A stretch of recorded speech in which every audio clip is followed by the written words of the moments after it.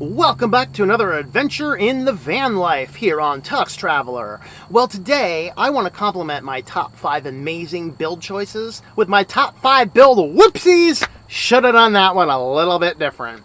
Now, I want to get into just a few of these items because these will help you decide if you've not yet built your vehicle and you're still thinking about it, what types of things can you be thinking about in advance? So let's go ahead and go through these issues.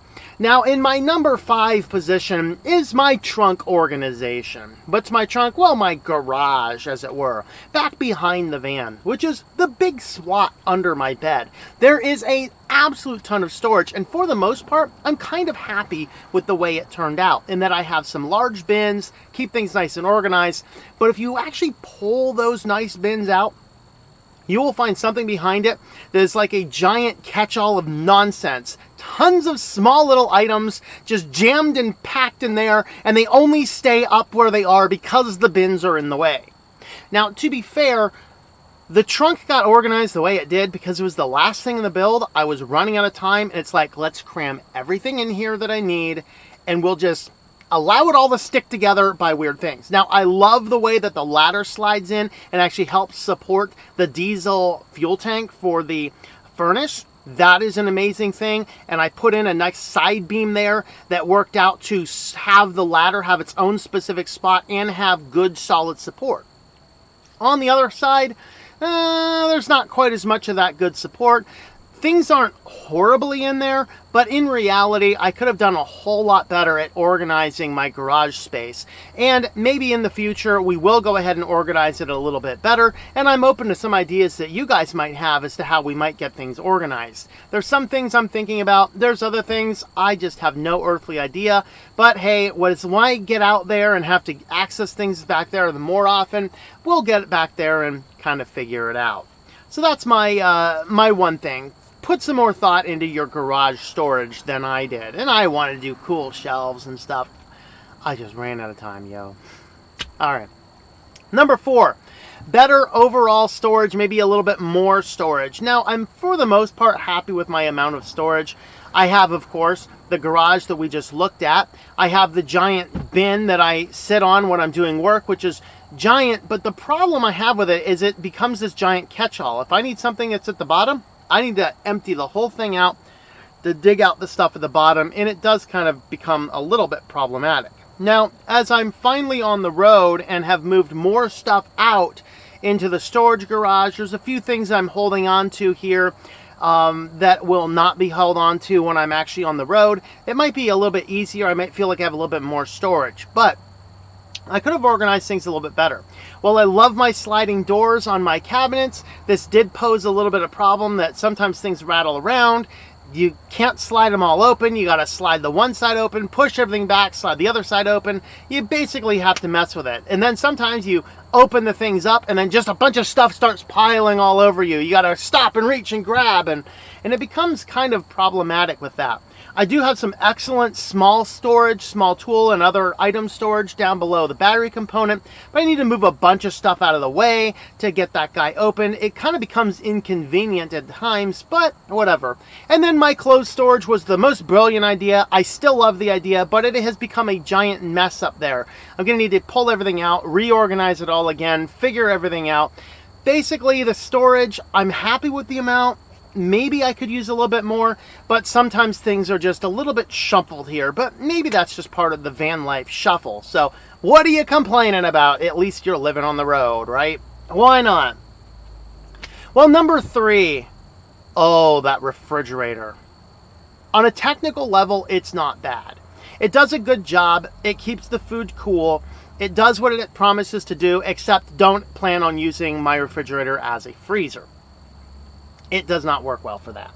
It consumes way too much power. As a basic refrigerator, keeping things, I keep mine set around the 35, 36 range, which gives it a hovering range between like 33 and 39. On that range, it actually consumes about 150 watts a day, which is a very good power consumption. It's not bad. However, It is one deep refrigerator that there is never a case where you can open that thing up, just grab what you need and close it back up. You open it up, you got to dig to the bottom, you got to reshuffle everything around, you got to put things back in, you got to close the door, realize it doesn't close right, open everything up, reshuffle, figure out what's blocking the thing out, re-empty everything, close it, and then put things back in one at a time, until you actually get the thing to close. I hate that refrigerator. Also, I love to cook, and the limitations I have with having only a refrigerator and not a refrigerator-freezer combination is that I am more bound to going to the store more often, whereas if I could fill up a freezer, have a freezer and a refrigerator component, I could do a whole lot better job of keeping, basically I could stock the thing up, be on the road more often without having to stop back by a grocery store to stock up supplies. That would be a whole lot better. And I will be looking for doing something, and hopefully I can find some freezer refrigerator combination that will fit in that gap that is still powerable on a 12-volt system. So if you know of anything, let me know in the comments. I'd be glad to have a look at it. It's not something I'm going to buy right away because the refrigerator works fine. Let's clear out some of the other costs that I have, get out on the road, and then we'll start looking at how we can do that. But I do wish I started the build out with a much better refrigerator. The floor, number 2, my floor. I like the floor, I like the color. I think the quality was a little bit lacking. It looked like it was a lot better quality, but some of it has already started to separate. I will attempt to repair by gluing some stuff back together. Hopefully that will work. But I have had one part of the floor, just one part, has seemed to separate itself, and it looks as though on inspecting it that one of the boards, they're layered boards, one of the boards apparently has split, which separated the whole thing. And so now in the middle of the floor, I actually have a situation where the floor starts to come up, and that affects the waterproofing, and that affects how the floor looks, how it feels, and how you walk on it. So hopefully I can get that fixed, but I do wish I used a little bit sturdier of a floor. But I was limited in that I wanted something really light. It looks good. I'm happy with the way it looks, but it does look good. But there are already some noticeable damage parts on it, and I haven't even been in here for a full 2 months yet. And so that's something I need to keep an eye on down the road, because if I need to tear the whole floor up, well, it's doable the way I have my van build, but it's not going to necessarily be easy with all the things I need to do. So I could have done a little bit better job on my floor. Number 1 design snafu is I did not put in a DC to DC charger. And this is something that I looked at. I said, I probably should do that. There were factors here, like I didn't know exactly the size of the alternator I had. I didn't want to mess with the changing around the alternator as much because my van does still have active factory warranty on it, and if I tinker around with the engine, I could break that, and I don't want to break that at this point in time. And I just didn't get all the research in. Additionally, I wasn't sure I completely needed it, and even now to this day, I'm not even completely sure I need it. As I sit here right now doing this video, my batteries are absolutely 100% completely full. As long as I have good solid sunlight, my batteries can go from completely empty to completely full in 4 to 5 hours time. So I don't think I need it. However, being in Northwest Pennsylvania right now, and trust me, I'm not staying here any longer than I need to. I just have some unfinished business in town. But being up here in Northwest Pennsylvania, we might get big rainy days. On some of those big rainy days, if it's cloudy, like we're not talking a little bit of cloud cover, I still charge just fine. But if we're talking solid cloud cover raining for 2 days straight, I will run out of battery power. And I have to be cautious of that. Now, fortunately here, I also have friends I can go to their house and I can plug my van in, because I did have the foresight to put in a converter in the van.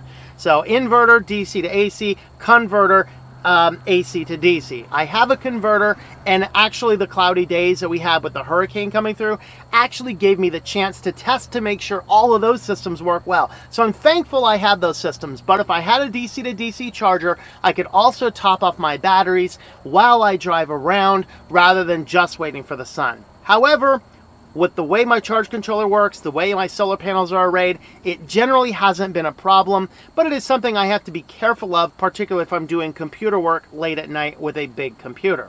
Now, my small computers, I actually built this that if I have to go off-grid on low power, I can actually run for about 2 to 3 days straight without having any problems. I have a separate video about that on my tech channel, so you can go ahead and have a look at that video, which I will link in the description here.